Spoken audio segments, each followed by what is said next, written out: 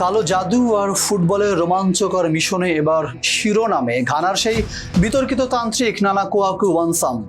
2026 বিশ্বকাপ শুরুর আগেই তিনি ঘোষণা দিলেন, এবার অধরা ট্রফি উঠছে ক্রিশ্চিয়ানো রোনালদোর হাতেই। 2014 বিশ্বকাপে রোনালদোকে কালো জাদুর মাধ্যমে চোটের মুখে ফেলার দাবি করে আলোচনায় এসেছিলেন এই ওঝা।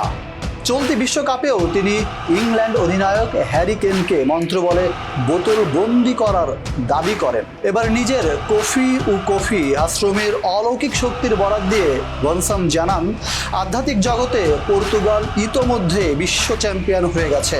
ক্যারিয়ারের শেষ বিশ্বকাপে রোনালদো ভক্তদের জন্য এটি এক দারুণ সুখবর। যদিও তার এই অলৌকিক ও ঝাড়ফুঁকের দাবির পেছনে কোনো বৈজ্ঞানিক বা প্রাতিষ্ঠানিক ভিত্তি নেই। বিতর্ক আর ভবিষ্যৎবাণীর বেড়াজালে মাঠের লড়াইয়ে শেষ পর্যন্ত কি ঘটে তা দেখতে মুখিয়ে আছে পুরো ফুটবল বিশ্ব।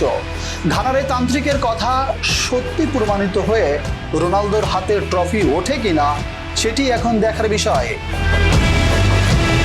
Imran Khan, face the sports.